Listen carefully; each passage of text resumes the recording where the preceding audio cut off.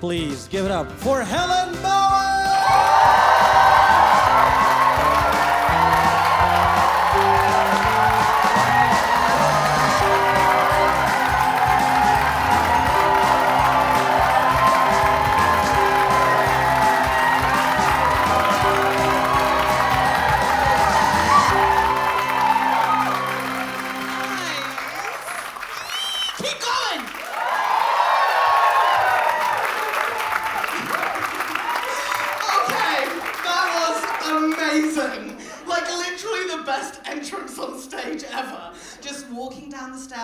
And just looking out, so many babes just looking at me like, yes!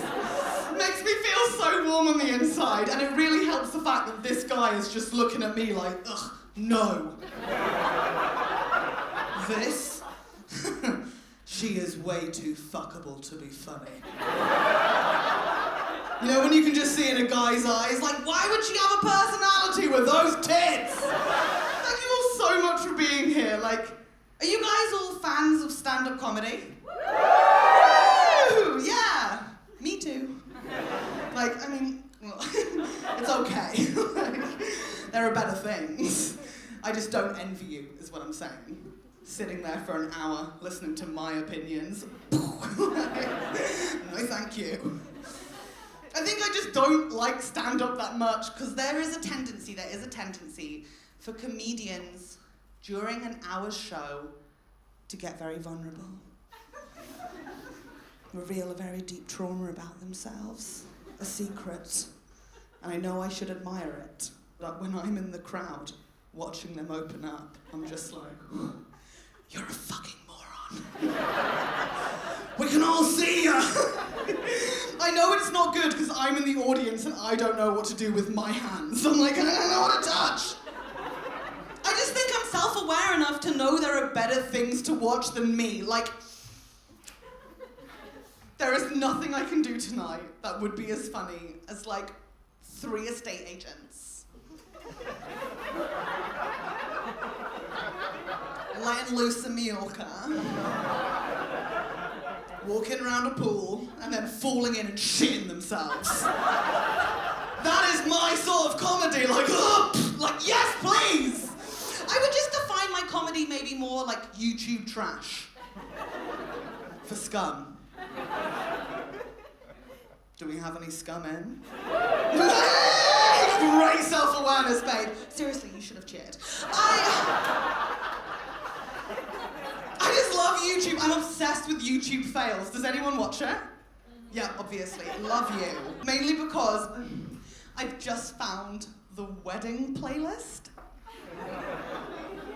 Now, look, I want you all to like me a lot. I do. I just need us all to agree that there is nothing better in the entire world than a bride's day being completely ruined.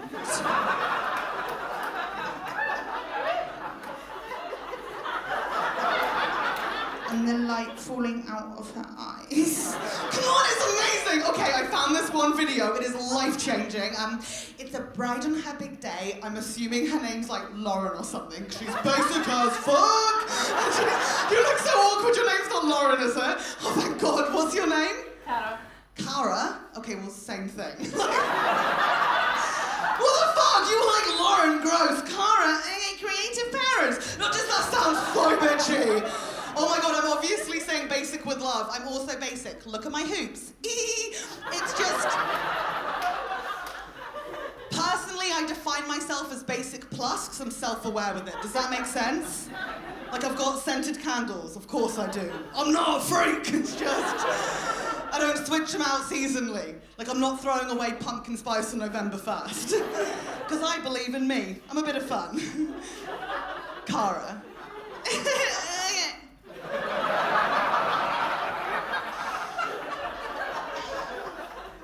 I knew this bride was basic for one main reason.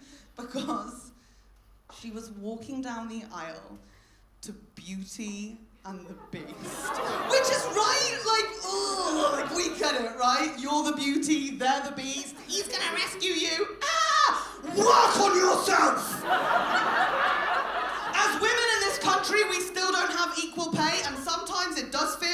young women aren't trying hard enough. Embarrassing at this point. Walking down the aisle to Taylor's Oldest Time. And as she was going, her dad stepped on her train and out flopped a tit. And what was so lush, just for the women, you could see in her eyes it wasn't the good one. Like, we know when the good one flops out, like, obviously we pretend to be embarrassed, we're not whores. You're like, oh my God, it's so embarrassing. Stop staring, you're fucking pervert. Like, but secretly, it's like, yes. They're both the same. Like, which is your favourite tit you've got? Yeah, me too. Is that when you lick your nipple and blow on it, it wrinkles up slower? Yeah, no, me neither. What the fuck? Every woman should have a favourite tit. If you don't have one, figure it out. Stuff's important. I know which one my favourite tit is because I get drunk and I take it out. For attention. Should make it clear, that makes it sound like I have a problem. I only get my tit out when I'm drunk, so it's like super classy. It's just, it happens a lot. Because I drink a lot. I love drinking. You guys are drinking, this makes me feel like very at home right now, because I think I drink so much because it's one of the few things I'm genuinely good at. I know I'm good at it because I can currently drink 3 bottles of rosé wine in one sitting. Thank you.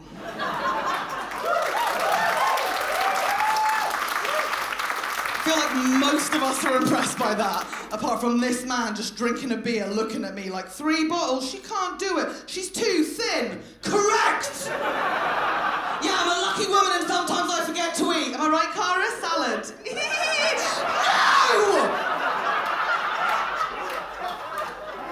See, now I've done that thing where I say I'm thin and I feel the need to point out to the guys at the back just looking at me like, she thinks she's thin. Does she know? Should we tell her? Like, obviously I know I'm overweight. Like, I know that. I've got a mum. Told me. Didn't have to. Just really fucking wanted to. She tells me all the time. Thing is, I don't mind being overweight. It doesn't bother me. The only thing that bothers me is how much my weight annoys my mum, and I'm trying this really cute thing, I guess it's for feminism, where I'm trying to not be another young woman who blames her mum for everything. But I'm overweight because my mum is liberal. Full liberal. Like, my mum didn't give us dummies when we were babies because she believed in freedom of speech, which is like cute, but my big brother's in and out of jail, my sister's a pot washer, and I do this, so good job, Anne! I tell you where I think she messed up when I was younger. If I was at home in my room, trying to study to do well in my exams, my mum would just walk in like, oh, Helen, just studying all by yourself again. Oh, you can do anything you want with your life. Anything. Do what I did.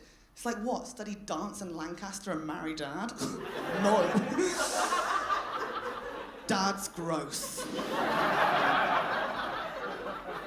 Thing is, when you're told not to study, you don't study. I got the worst grades ever, but luckily I'm English, right? You can still go to university with the worst grades. They'll take your money either way, it's amazing.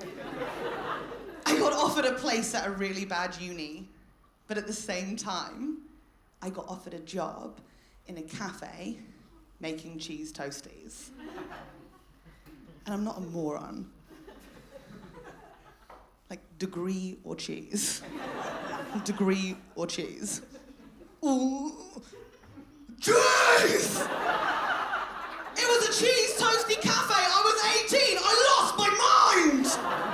My first day there, my manager Rick, who has to be the worst businessman of all time, took one look at me and he was like, oh, Helen, just so you know, for lunch you can just make yourself a free cheese toasty. every single day. Rick! Done! Thing is, when you don't get a degree, you still want to challenge yourself, right? Still want to be the best you can be. For me personally, I wanted to see how many grams of cheddar cheese I could eat in a single toasty. Turns out, I'm a fucking hero.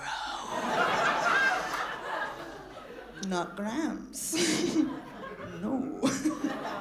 Kilograms!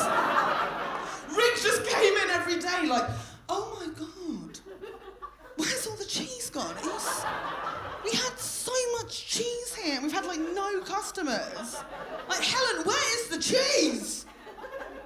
And I just emerge from behind the fridge. Like, where's the cheese gone, Rick? I don't know. 10 pounds heavier. Cheese grease coming out my mouth. Like, it's a bloody mystery. Where's the cheese gone? Where's the cheese? Genuine question, has anyone here ever gone up an apron size? Me neither. I'm genuinely very comfortable in my body. It's just I have been going through something weird with my weight recently. I do think it's important to be honest. I'm in a weird phase where, I don't know if any of you have ever had this. Basically, currently, like, the more cheese toasties I eat, be respectful. Thank you. The more cheese toasties I eat, the more weight I gain. Has anyone had this? Because it feels medical. Medical. No, I'm going doctor, it's gone mad. Basically currently stuck having to go clothes shopping every 3 weeks to replace my outfits. And it's not like I'm going up a clothes size every 3 weeks. No way, fruit's the best. Am I right, gals?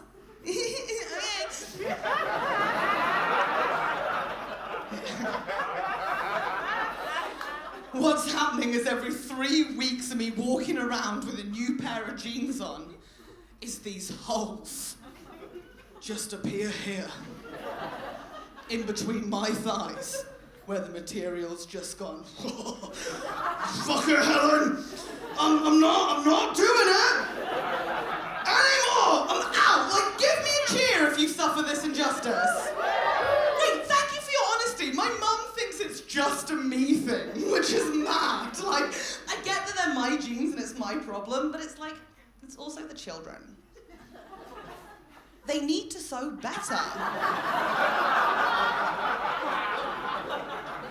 I'm not taking the full blame for that. I love the people groaning are definitely wearing Primark, by the way. Also, I'll tell you what's really sad, like, obviously filming this for a special, and I really want to show you the holes that I'm talking about, and I want to pull it up and show you my shorts. It's just that I'm on my period. And you know when you think you haven't leaked, but you can smell iron, so you're not even sure. Look at me, sir! In the eyes! Respect my body! No, you know that smell when you put your hand on a metal railing at a train station? And you're like, is it that? Is it my cunt? Like pennies. Madness. Felt good. Thing is, I'm a sweet baby angel, right? You can tell. Like a baby. I don't want to have holes in my clothes. I don't want to have stains on them either. But for me to get that, I've got to go clothes shopping every 3 weeks to replace my jeans. And I never want to be the female comic that stands on stage and speaks on behalf of every woman in the audience. But by virtue of being a female comedian, I do represent all women at all times. So you are welcome, and I'm genuinely really fucking sorry. I just think in general, women don't enjoy clothes shopping enough to go every 3 weeks. Some do, good for them. I thought I was one of them. I thought I'd love it. Mainly because I found out there was a section for me and my people. Because when I first went as an adult, I learned about my people. Because I'm a 6'1" woman. Just people looking at me now like, oh, she's gorgeous. Do you reckon she's got a broad back and speaks fluent German?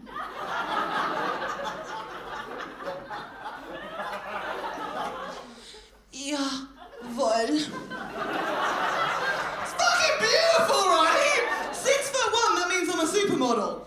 Yes! I think a broad back's amazing on a woman because I can carry things. I can carry a relationship on this bad boy if only you'd let me! And German's sexy. I'm not having this argument with people anymore. Any second language on anyone, it's so beautiful, it's so attractive. It's just, when you speak German, you look like me and your surname's Bauer. People get tense. Trying to figure out, oh my God, how German is she? But it's cool because I'm obviously not German, right? Like, I'm obviously English. Like, I'm a tiny bit German, a tiny bit. Like, my parents, not even German. It was my grandparents, which is fun if you don't think about the dates. Dead now, scum! No, let me say this. My grandparents, sure, from Germany and Austria, but they'd already left to come to the UK before World War II. Huh? So my family is clean. Sort of. And I don't know if everyone knows this, but during the World Wars in the UK, everyone who had a German surname changed their surname to a random different spelling or a random different English name. Like, everyone did it, everyone. Even the royal family changed their German surname. My grandparents kept the German spelling.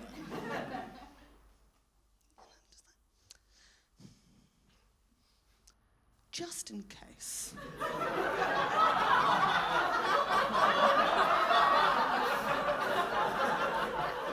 Germany wins the war.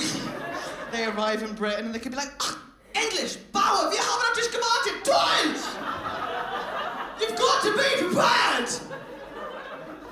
Okay, sure, I'm a bit German, but I'm tall, that's what's important. I'm 6'1", that means I'm allowed to shop in the tall section. Do we have any women in here, 5'9" and above, that shop in tall? Give me a cheer. Oh my God, I love you. I love tall women. I had a vision when I first went to the tall section that it would just be the two of us, right? Forget them, scum. Just us, like, high-fiving, but really fucking high.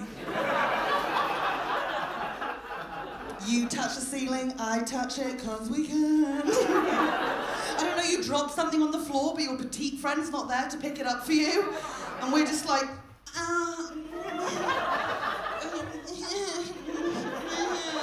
leave it, Cara will get it later.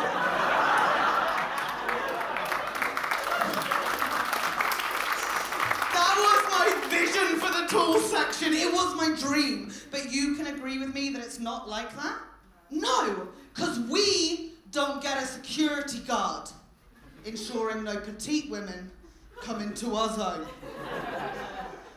Now I'm aware I'm surrounded. I'm going to speak on behalf of us and tall women really quickly. I like petite women.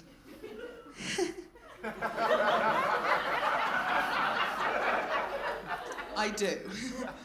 You girls are fun.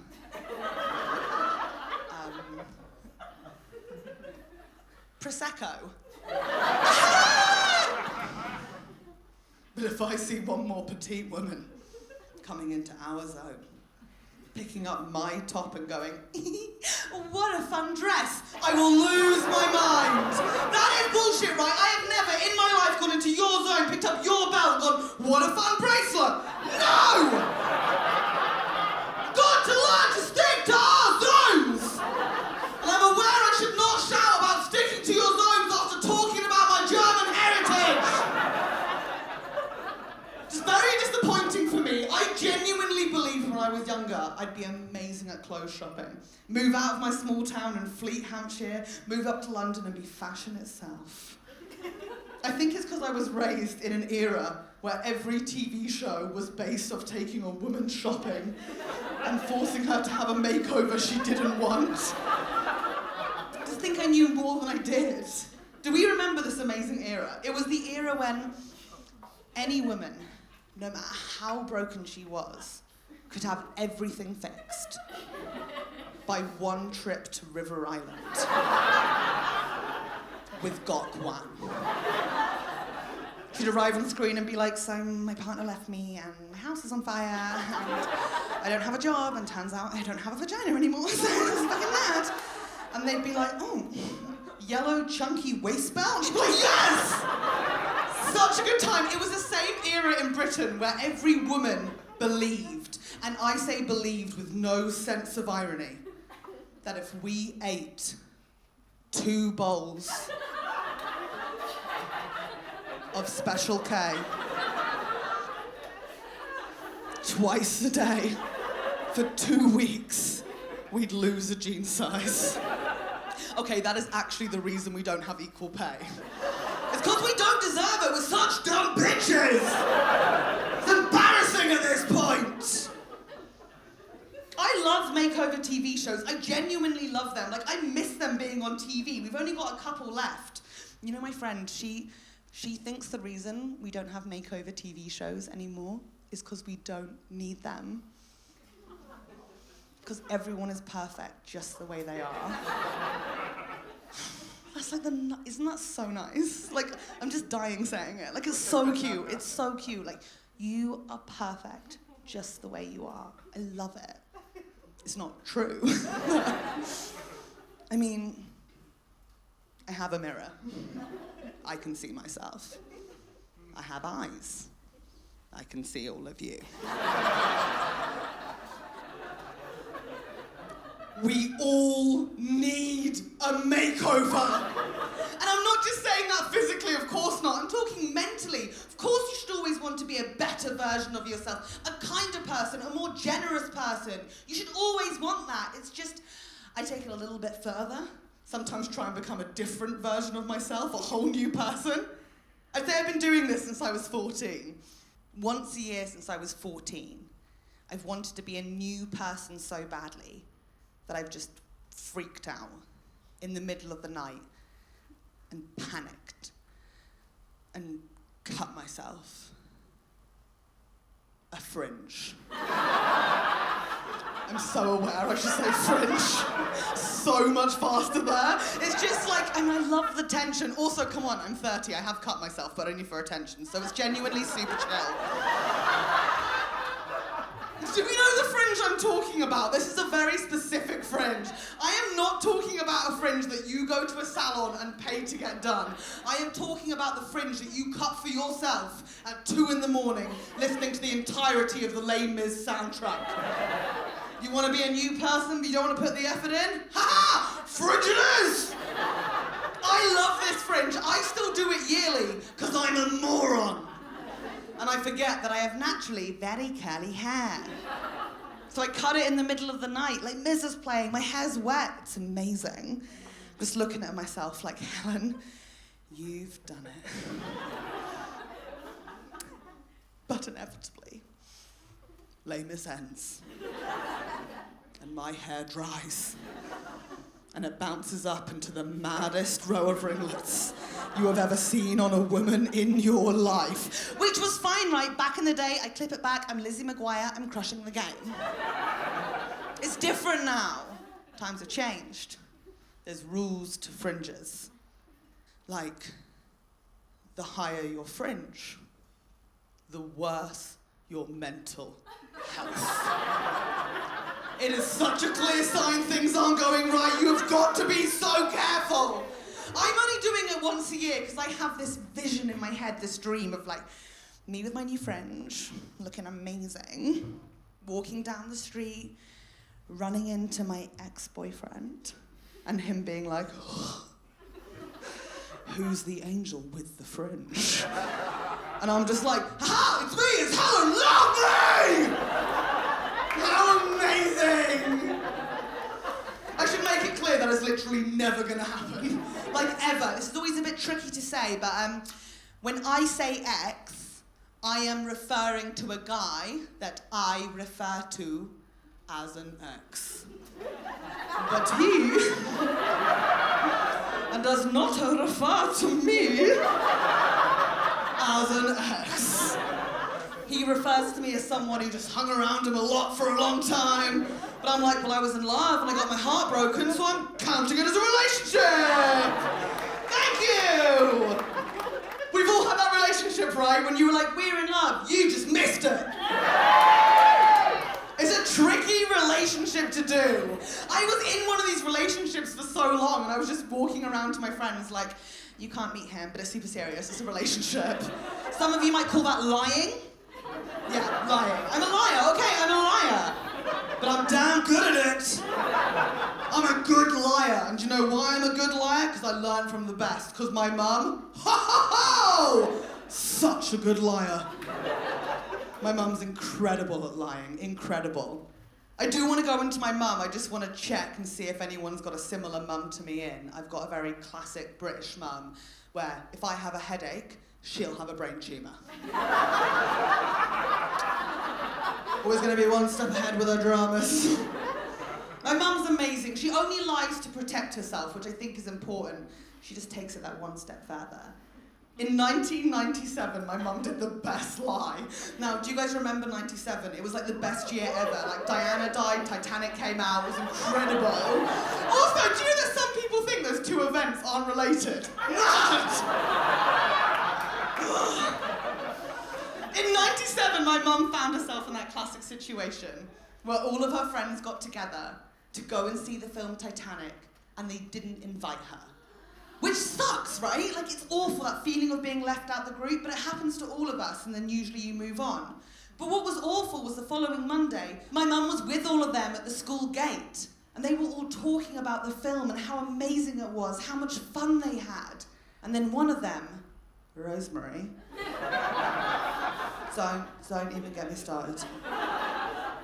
She was like, oh, God, oh, we're so wicked. We didn't invite you. Did we, Anne? My mum won't be embarrassed. Lord, no. She said, I was invited, I just didn't want to go. Good lie. Solid lie. Self-preservation. Leave it there. My mum is a creative. She kept going. My mum said she didn't want to see the film Titanic because it would bring back too many memories for her. Because in a past life, she was on the boat. Which is too strong a choice of a lie. A lie she sticks to this day. If I play Celine Dion, she's like, Helena, you won't have a flashback. No, you won't! She's one of these people. Do we all know someone like this? Like, it's definitely mental illness, but it's early in the show, so we'll call it kooky. She's a bit of a kook. She's a crazy kook. Like, my mum's best friend is a woman she hired to be her clairvoyant. Whose name, by the way, is Trish. Look, I don't want to slag off any Trishes. I love a Trish in general. They're amazing. A Trish can do many things. Like, a Trish can get divorced, she can go Mallorca, she can have stepkids, she can have a chat show. A Trish can thrive. A Trish cannot speak to the other side. But my mum is in love with Trish, because Trish has told my mum, you are correct, Anne. You do have ghosts in your new build next to Fleet Service Station on the M3. Okay. And the reason, Anne, that you can tell they're there is because you have powers. Because you are, in fact, a witch. Okay. And now Trish needs to meet me and my little sister, because apparently the women in our family are in a lineage. A lineage of witches. Now, look, I don't want to argue with my mum and Trish. I have learnt, not a good idea. The curses. But I I agree with them slightly. Like the women in our family, we're in a lineage of poor mental health, bad relationships with men, and oddly angled vaginas, 100%. But it's also like, screw it, if we're calling it witching, I'll join the coven. Hand me the hat! Bit of drama. I've got a dramatic mum. I know a lot of people think they have a dramatic parent, but I know my mum is the most dramatic. 'Cause when I was 6 years old, my mum decided, with no prior training in this field whatsoever, that she was going to run a drama school from our living room. All she did was change the family voicemail service from "Hello, you've reached the Bauer family" to "Hello, you've reached the Bauer family and the Anne Bauer School of Drama." 'Tis a confident choice. Because she was teaching kids, like little 7-year-old kids, in our living room, whilst me and my dad and brother and sister were just on the other side of the door in the kitchen, looking at each other like, is this legal? Are we serious? But we figured it was fine, right? She just needed a degree to teach kids. She needs a pashmina and a brooch, and she had both. Also, she's teaching 7-year-olds drama. It's a wonderful thing to teach them. You're teaching them play and confidence. Like, every 7-year-old around the world learning drama is being taught the same way, right? You get your group of 7-year-olds all together, like, come on babies, blah, blah, blah. Like, let's do a scene. We'll do a fun little improv.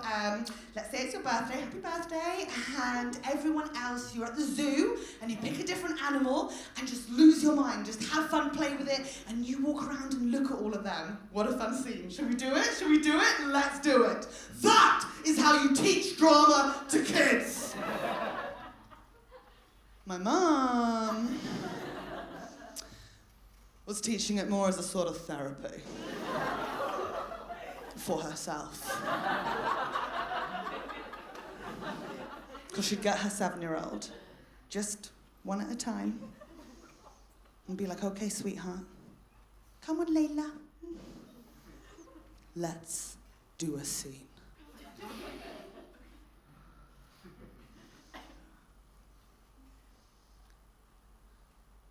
You're a middle-aged woman.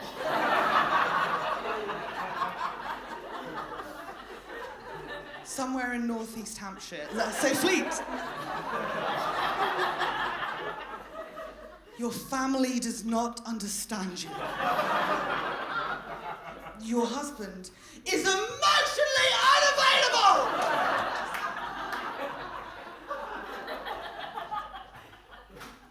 You have a migraine.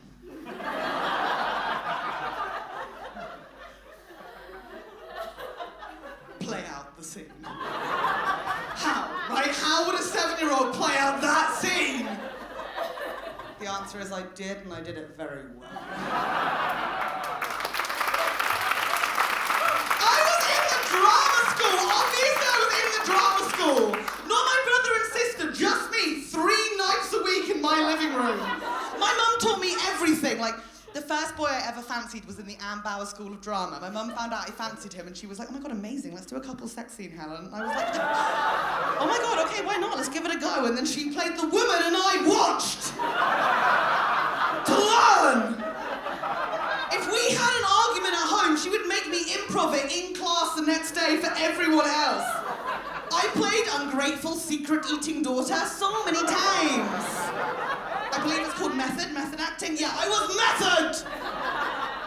The weirdest thing she taught me? She taught me how to cry on cue. That was not a skill I needed. I was already crying the entire time. I mean, my mum died in the Titanic before I was born. I have genuinely been through so much. I'm just a crier. I'm an emotional woman, and I love crying. And when I say crying, I'm not talking about, a little cry, not like a baby bird cry. I had a friend, she once cried because she said her boyfriend loves her too much. Go fuck yourself! If you're gonna cry, you do it with some goddamn dignity! When I cry, I go for it. I do what's known as the life cry. Do you guys know the life cry? It's a cry when you cry about everything that's ever happened, everything that's gonna happen, and everything that's happening in that moment. Even though technically nothing's ever happened, it's gonna happen, and nothing's happening in that moment, but you're just like,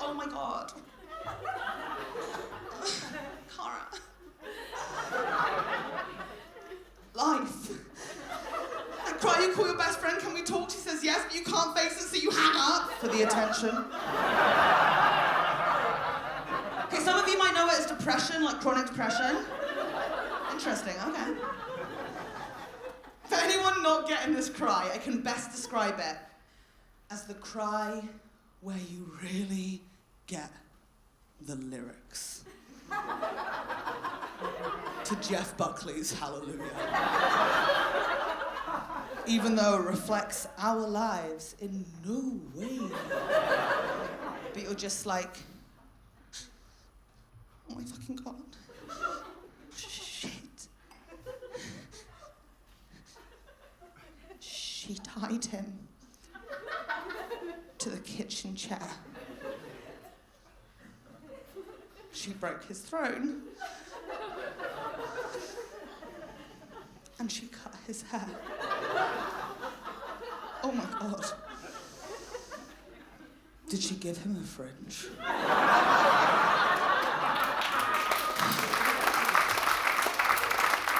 It's a powerful cry. And you know that some people think you should only cry and have a breakdown like that at home in private? Idiots. Do it in public, for attention. If you do it at home, who's gonna notice? Who's gonna ask if you're okay? I only cry because I can't be vulnerable, and I'm just hoping, praying that someone will be like, oh my God, there's something going on with you. Do you want to talk? Do you want to talk about it?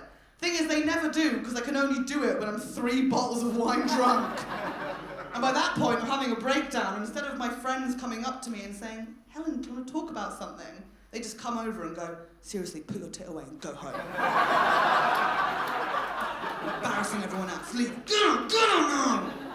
Obviously, I don't just walk out into the night. That would be so stupid. Like, quick safety notice for women. Like, when you're leaving on a night out, let your friends do the dance around you. You know, the dance, like, text me when you get home safe. Text me when you get home safe. I'm gonna track your journey. Text me. Which is so important. You have to text your friends when you get home safe. It's just that me, personally, I like to wait an hour.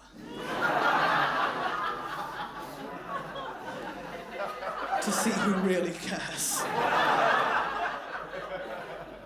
'Tis a risky game, but I will test those friendships.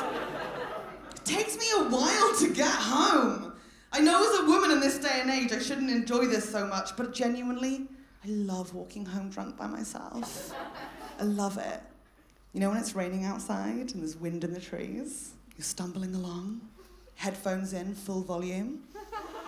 I like to listen to random sad piano music, Sonata 6. Assuming everyone's looking at me from their houses and flats, like, oh my God, where's she going? What's her story? Is she in a music video? Yes. Do you think she's going home?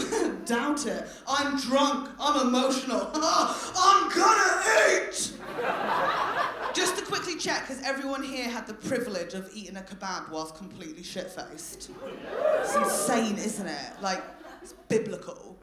The way the food melts inside your mouth like the inside of a Lindt chocolate ball. Like, what is that? Also, I know it's a comedy show, I don't want to get too scientific, but when you eat when you're drunk, the calories don't count.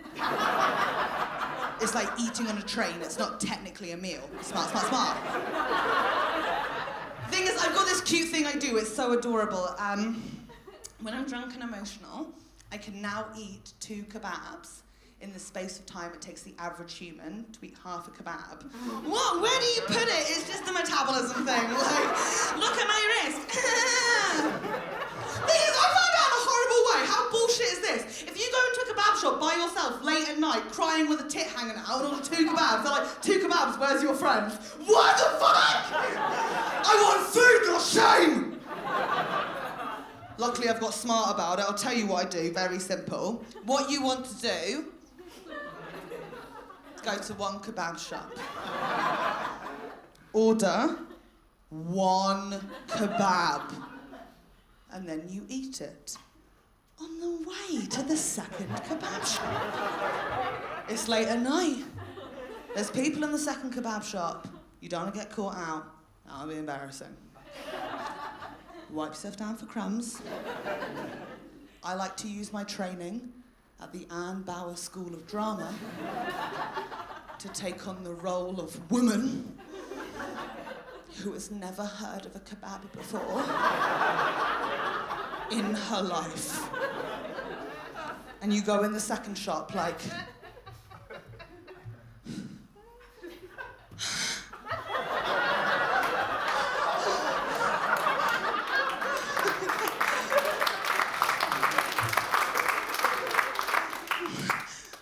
What is this place? Sorry, I usually don't come here. I love salad. This is so mad for me. Is it table service? I don't know.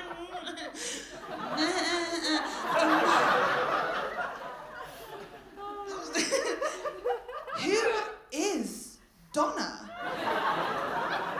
So cute! I don't know why I feel the need to do the show. It's only because I'm always so paranoid whatever I'm doing that everyone's watching me and judging me. You know that feeling, particularly when I'm eating, everyone's looking at me like, oh, why is she eating that? I cannot get over it. I think it's because whatever I do in my life, I'm always like, this has got to be a scene. Surely I'm on, you know? We should be filming this. I just watched way too much reality TV show and grew up in a drama school, and I think it really does a number on your head.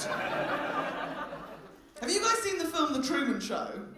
Yeah, it's a good film, right? I feel like most people watch The Truman Show and go, Jim Carrey, a comedic genius as well as a great dramatic actor. I watched it and I was like, oh, that is such a good idea for a TV show. It's amazing, it's such a good idea. Someone must have made it. Someone would have made it. It's so good. But if they'd have made it, I would know about it. Because I watch all those shows. So if it's been made, and I don't know about it, Truman has to be me.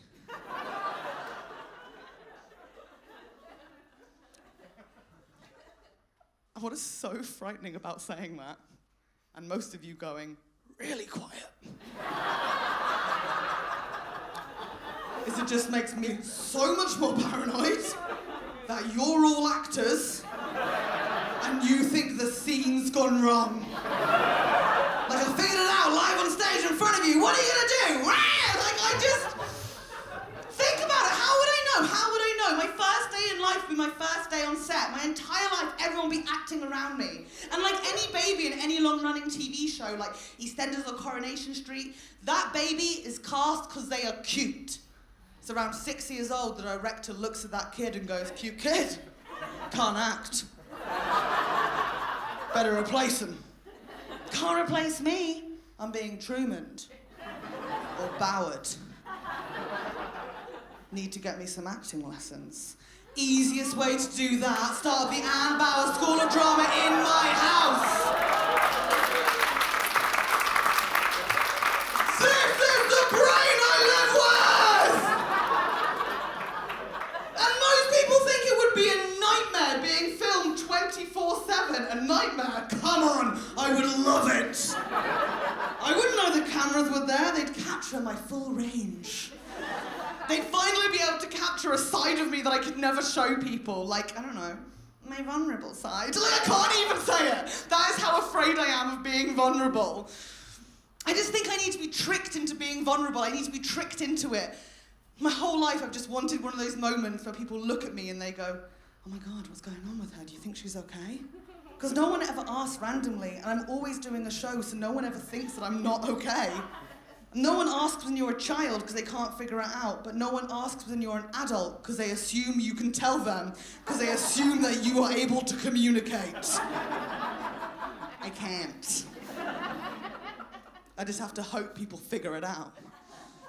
I think we all know this feeling from school. Like at school, my dream at school was, you know that moment when you're sitting in the classroom, teacher at the front, and the receptionist comes in with a note for one of the students. And we know this note. It's usually that someone's forgotten their school lunch money or like forgot their PE kit. But every now and again, this note was something more. And whenever this receptionist came in,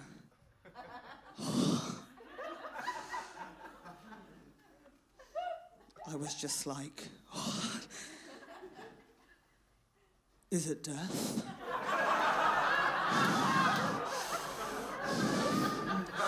Is it for me? Just so excited at the prospect of being told something awful in front of people. Want to hear something ridiculous? All 4 of my grandparents died when I was at school. My parents told me when I got home. No one sent a note. What waste! Could have been a beautiful scene!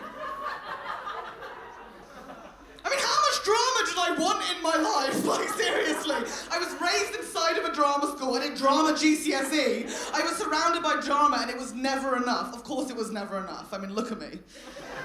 I'm a white middle-class woman from a white middle-class town. There was no drama. We created our own. Our only currency growing up was imagined emotional trauma. And my God, did we love it. When I was 13, our 2 drama teachers at my school did something amazing. They decided that everyone in my year had to write and perform a monologue to the rest of their class, which is a terrifying exercise. And we could do anything we wanted. Like, it could be comedic, silly, slapstick even. But my God, we went dark. And we went dark hard. The boys, they were okay at it. Like, they were okay. Like, every boy in my year pretended to be a drug addict on the back of a motorcycle, which was just like a classroom chair. They turned around and they were like, oh my God, I'm just so addicted to smack. And it's like, okay, George, your mum shops at Waitrose, you're fine. The girls, so much worse. We'd read Jacqueline Wilson. We knew what we were doing. One girl in my year, incredible, age 13, wrote and performed a monologue pretending to be a wife who had just murdered her ex-husband, wiping the blood off her hands. Another girl, age 13, wrote and performed a monologue pretending to be an evacuee child, lost at a station during World War II. Amazing. My friend, age 12, wrote and performed a monologue pretending to be a 6-year-old, writing a letter to her daddy, who had just died in 9/11. Her dad worked in the Domino's in town. We saw him all the time. He'd never been to America. You know what she got? Full marks. Now, there was one thing all my classmates' monologues had in common. They were dramatic, sure. But you knew they weren't true. Because they were set in a different time zone, or they were playing a different age. And I cannot make this clear enough, that my monologue was not true. But my God, did I try and make it plausible. Because I wrote a monologue, written by me, directed by the Helen Bauer School of Drama at home. She had to be involved, she had to. About a 13-year-old girl who was being sexually abused by her dad.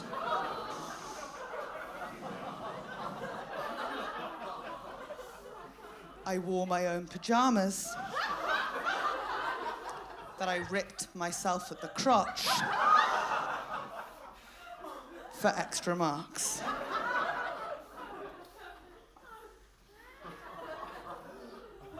I got an A. Thank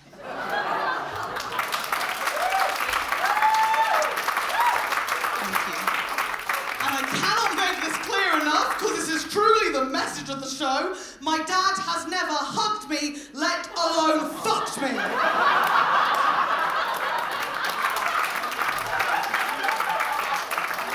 Are we clear? He's a lovely man! He's a lovely man, as Michael Barrow, good man!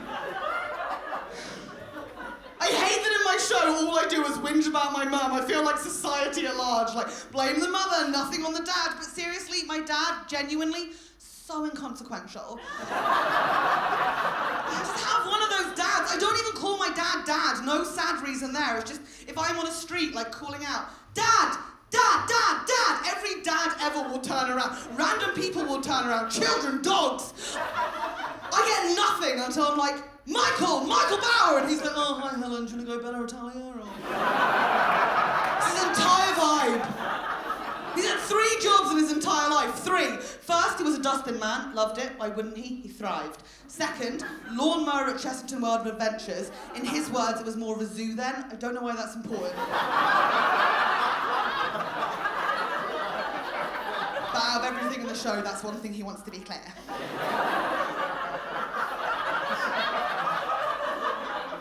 And currently he works in sewage, because your business is our business. We're number 1 with your number 2s. He's disgusting, okay? I just don't understand him. My dad and me are so different. I spend my entire life projecting how I want people to see me. He doesn't care at all. He has no control. He has no control and no self-awareness. 'Tis a bad mix. I'll give you an example. You know how everyone in the world has one anecdote that they think really sums them up? Like an anecdote about a time they were an incredibly adventurous person, an incredibly generous person. My dad has one of these anecdotes that he loves telling people. I'm going to tell you what his anecdote is, and you just tell me what you get from it. Because he thinks it's a story about the time he was an incredible water engineer. So the story goes, Dad, this one time, I was in the shower and I shit myself. Question 1, if you're in a bathroom and you shit yourself anywhere other than the toilet, what the hell is happening with you? In his defense, he does always make it clear he was mad desperate, so I get it, accidents happen. Like, I'm not gonna be a bitch about it, right?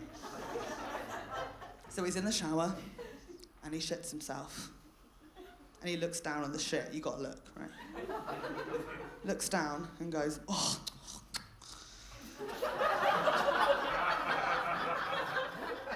Can't leave a shit in the shower. So he uses his brain and he mashes it down with his big toe through the drain. He thinks that is the story of a time he was an engineer. That is the story of the time you waffle stomped your way to glory and nothing else. Also, question 2, if you were that desperate, the shit should come out as liquid. The fact it was solid enough, a toe got involved. The man made a choice.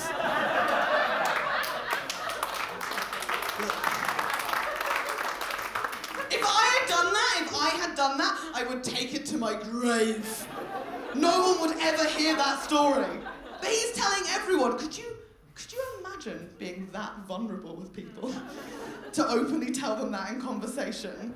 For me, if I want to open up to someone, I just drop it into conversations, like little hints. Like they'll be like, oh, like, how are you? And I'll be like, oh, I'm good. And like, how are you? And they're like, I'm good. And I'm like, oh my God, me too. But like, I'm gonna go because I think I'm gonna kill myself. And they're like, oh my God, what? And I'm like, oh, I'm already gone. Like, that is the only way. The only way. And trying to learn to be vulnerable one-on-one, because like genuinely, I love one-on-one conversations. Like, I'm a wine drinker, I'm a crier. Obviously, I love it. You know those deep life chats when you sit down with someone, usually the night before they become your best friend or your life partner, that night where you drink all the alcohol and talk about everything that's ever happened to you. These chats are amazing. The only thing that's annoying about these conversations is you'll be talking about your childhood, and then they start talking about their childhood. And it's like, no. We are not done discussing my childhood yet. Wait your turn. I just think with these conversations, there is a tendency with my generation for them to get a little bit competitive as to which one of you had the more tragic childhood.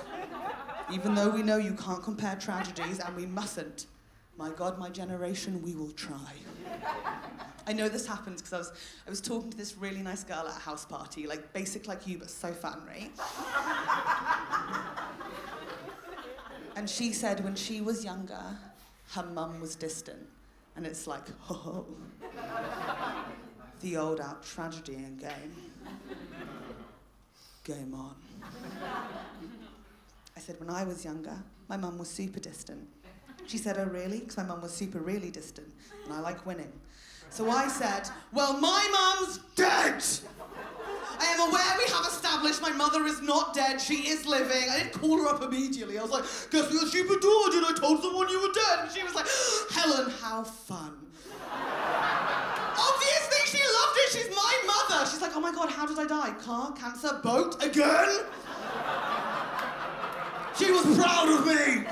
She's my mother. She taught me how to out tragedy in conversation. Problem is, I can't play it with her because she's so good at it. She's had more practice. Like, a couple of years ago was my 26th birthday. It's also the first birthday that both my parents completely forgot about. Just missed it. Which, obviously, as per gender roles, Dad is excused. That's Mum's problem. Also, can we just admit, there is nothing better for a woman in her 20s than her mum messing up. And you getting to point out her mistake. Haha, you messed up, old bitch. Here I come! I went to meet her the following week and I was like, Mum, it was my birthday at the weekend and you missed it. What happened? And she was like, I don't want to talk about your birthday right now. I was like, you didn't at the weekend either, so that's fine. She was like, no, it's not that. It's just that. I'm leaving your father. Good step up. That is how you play the game.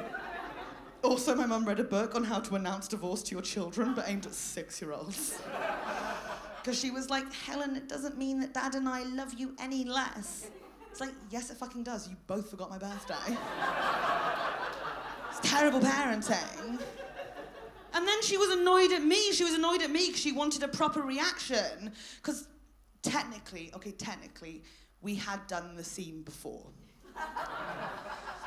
I think she wanted it more like it was in the living room.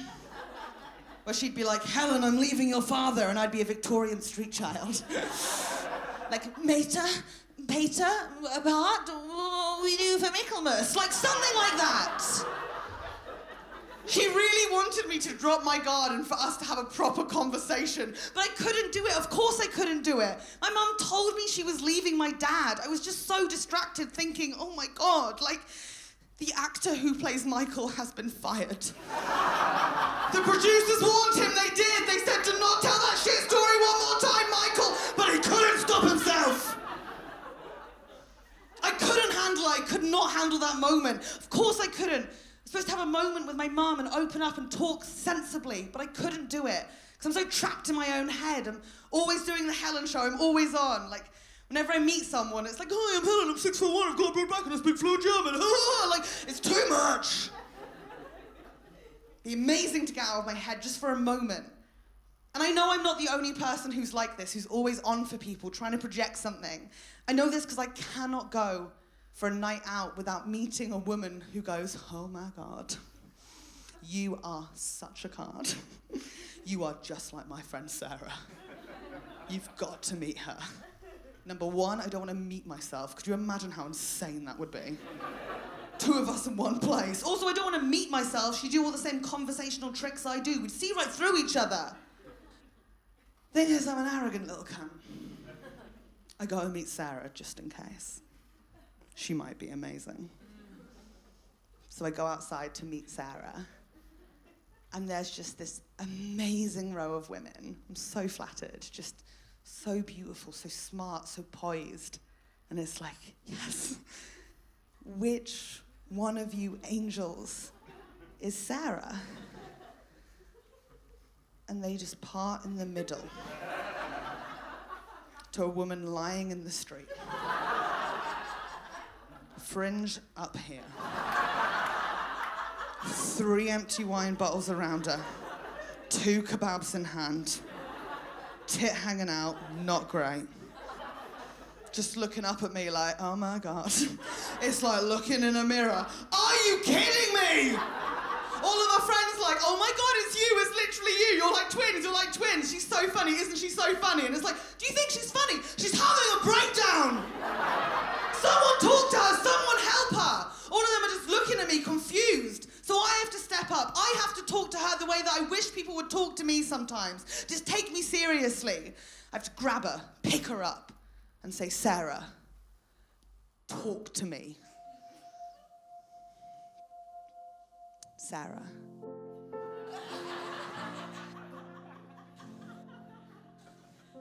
I know you're super concerned and frightened to open up to people and tell them that you're not always having the best time because you're frightened that if you tell them that you're not always on, that they won't like you anymore. They'll see you as someone sad and they don't want to hang out with you. But Sarah, that's not going to happen. Drop the act. Just take a moment because I'm here to listen. So for once in your life, Sarah, be vulnerable.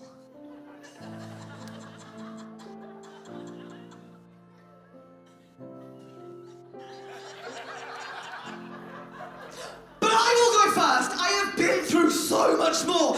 April 15th, 1912, my mum died of the Titanic!